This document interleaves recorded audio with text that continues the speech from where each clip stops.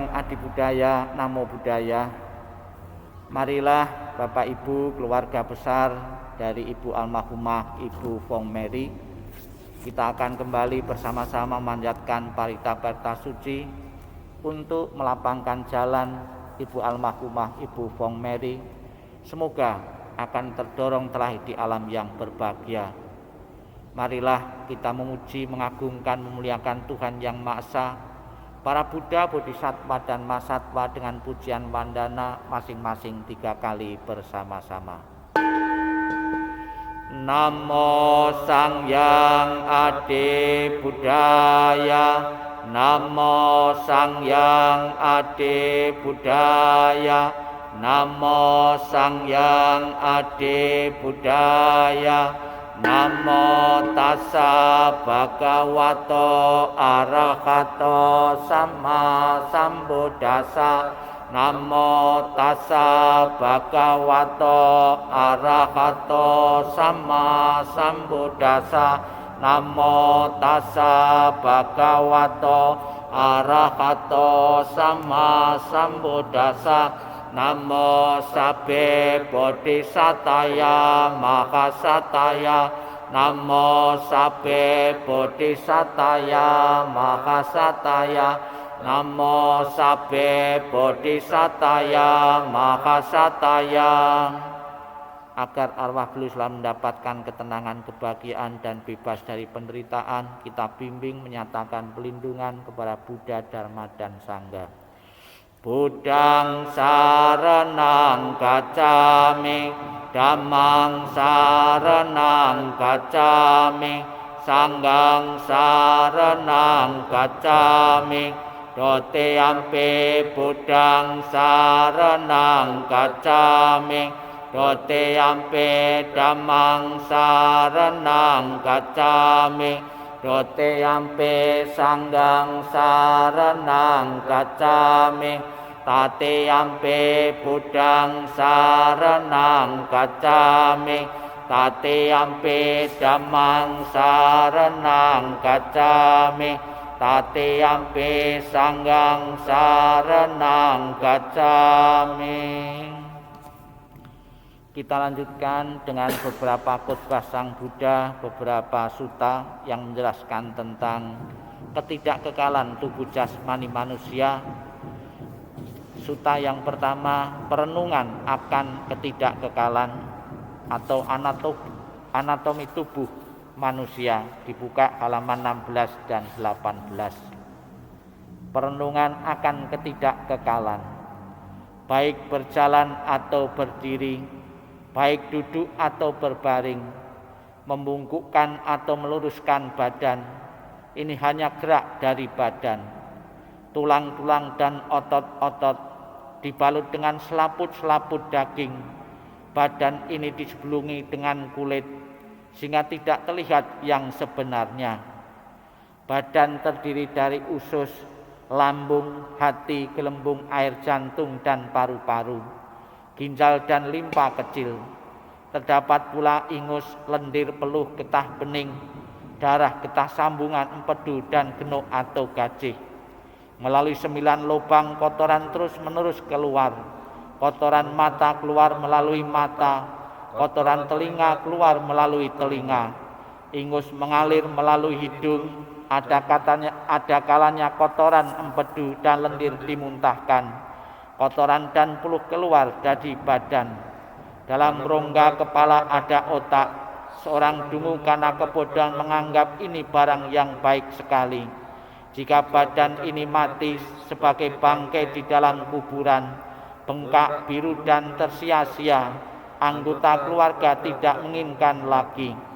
Mayat itu dimakan oleh anjing, serigala, anjing hutan, dan cacing-cacing, burung gagak, burung nasar, dan binatang-binatang lainnya. Dalam dunia ini siswa yang bijaksana setelah mendengar sabda Buddha mengerti dengan benar karena ia melihat dengan apa adanya. Seperti ini badan ini dibentuk, seperti itu badan ini akan terjadi. Lepas kalah belenggu badan ini, baik pribadi maupun luar. Siswa yang bijaksana, yang bebas dari keinginan dan kemelekatan, ia akan mencapai nibbana, kekal tenang dan bebas dari kematian. Badan kotor yang berkaki dua, yang membawa bau busuk penuh dengan kekotoran yang keluar dari berbagai tempat. Jika dengan badan demikian orang menganggap dirinya tinggi dan memandang rendah orang lain, apakah sebabnya? Hanyalah kebodohan. Halaman 28. Kembali kita akan bersama-sama mengulang khotbah Sang Buddha, nasihat Sang Buddha yang berguna dan bermanfaat bagi keluarga yang ditinggalkan, untuk segera menyadari bahwa kematian adalah proses alami dan berkenan keluarga melepaskan dari segala bentuk penderitaan, ratap tangis, keluh kesah maupun hal-hal yang lain yang tentunya akan berguna dan bermanfaat bagi keluarga untuk kembali hidup normal kembali. Sutta tentang luka penderitaan. Kehidupan apapun yang mengalami kematian di dunia ini adalah singkat dan penuh dengan penderitaan yang tidak dapat dihitung maupun diukur. Tidak ada alat apapun yang dapat digunakan untuk melarikan diri dari kematian. Setelah mencapai usia tua, maka kematian tak terelakkan. Bagaikan buah setelah masa akan gugur, demikian pula makhluk yang bisa mati setelah dilahirkan harus selalu menghadapi takutnya kematian.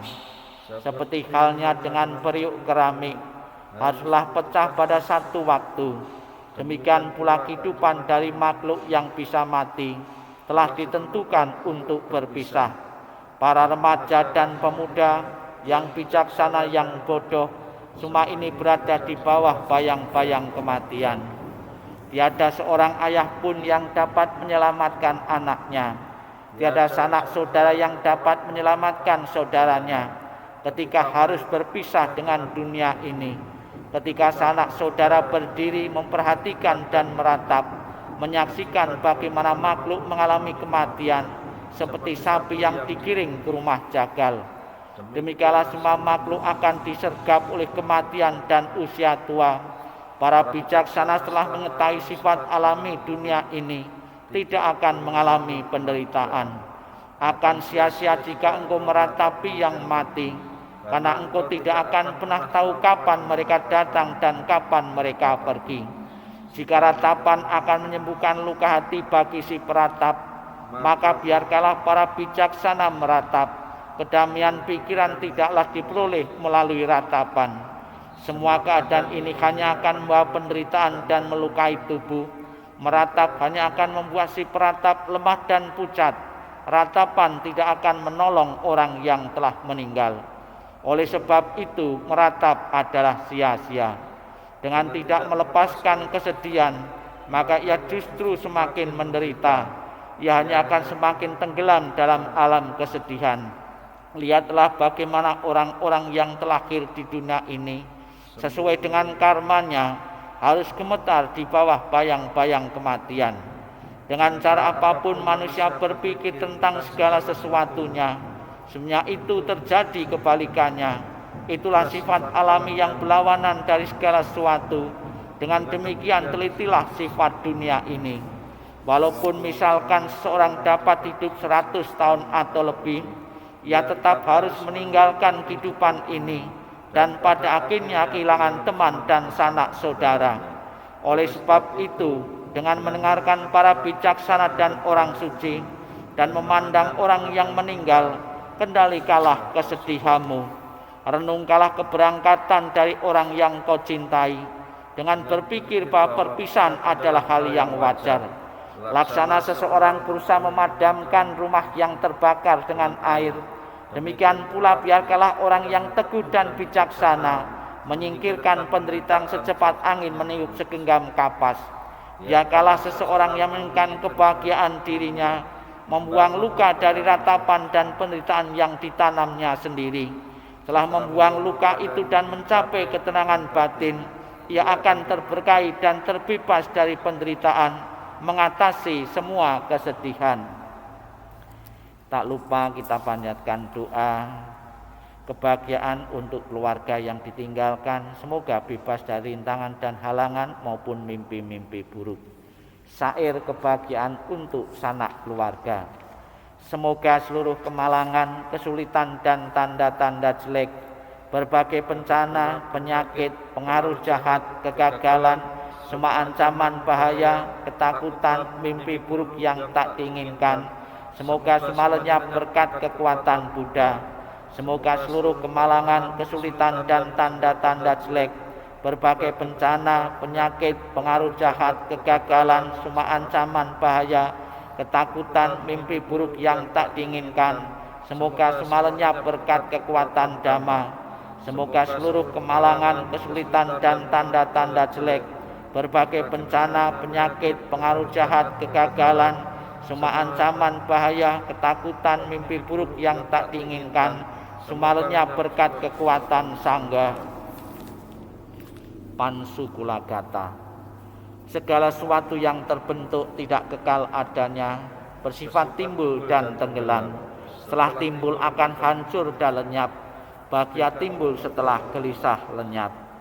Marilah kita bersama-sama merenungkan ajaran Sang Buddha ini, bahwa segala sesuatu yang terbentuk di dunia ini tidak kekal adanya.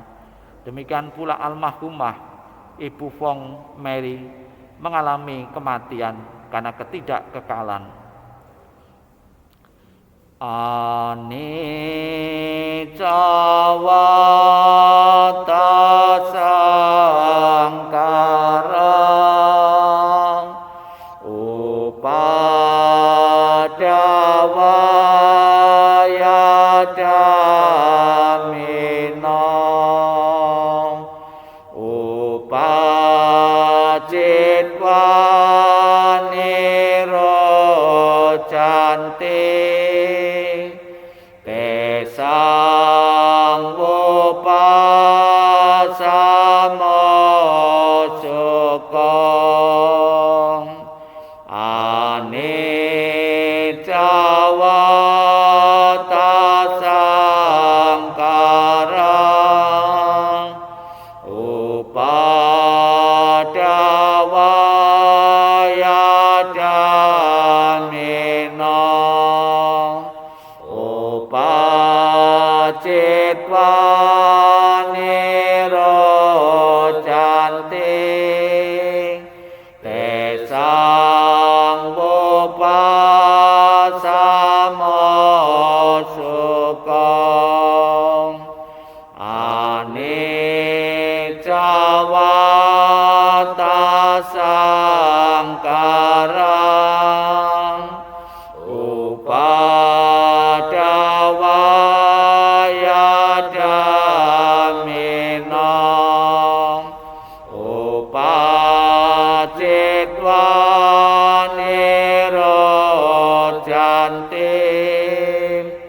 Tesang upasamo sukong. Bapak Ibu saudara sekalian, keluarga besar Ibu almarhumah Ibu Fong Mary, marilah kita sejenak dalam sikap hening, sikap meditasi. Kembali kita akan menerima ajaran Sang Buddha yang menjelaskan tentang tubuh jasmani manusia tidak kekal adanya. Sikap hening, sikap meditasi dimulai. Inilah yang disabdakan oleh Sang Buddha tentang tubuh jasmani manusia yang tidak kekal adanya. Pandanglah tubuh yang indah ini, penuh luka, terdiri dari rangkaian tulang, berpenyakit serta memerlukan banyak perawatan. Ia tidak kekal serta tidak tetap keadaannya. Tubuh ini benar-benar rapuh, sarang penyakit dan mudah membusuk. Tumpukan yang menjijikkan ini akan hancur berkeping-keping. Sesungguhnya kehidupan ini akan berakhir dengan kematian. Bagaikan labu yang dibuang pada musim rontok, demikian pula halnya dengan tulang-tulang yang memutih ini. Kesenangan apakah yang didapat dari memandangnya? Tubuh ini terbuat dari tulang belulang yang dibungkus oleh daging dan darah. Disinilah terdapat kelapukan dan kematian, kesombongan dan iri hati. Kereta kerajaan yang indah sekalipun pasti akan lapuk. Begitu pula tubuh ini akan menjadi tua. Tetapi ajaran dhamma orang suci tidak akan lapuk. Sesungguhnya dengan cara inilah orang suci mengajarkan kebaikan.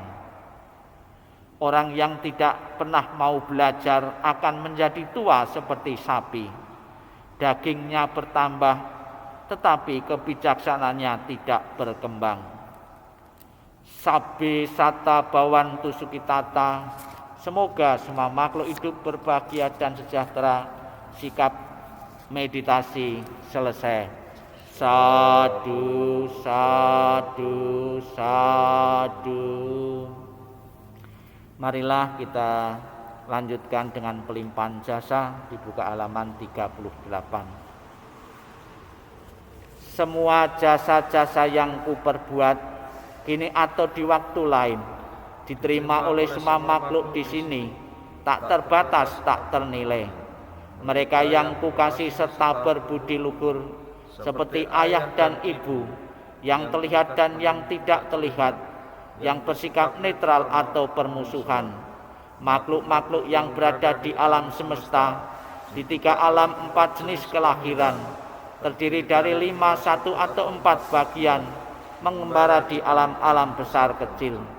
Semoga dengan persembahan jasaku ini telah mengetahui mereka bergembira, dan kepada mereka yang tak mengetahui, semoga para dewa memberitakannya. Berkat jasa-jasa yang kupersembahkan ini yang membawa kegembiraan, semoga semua makhluk selamanya hidup bahagia, bebas dari kebencian.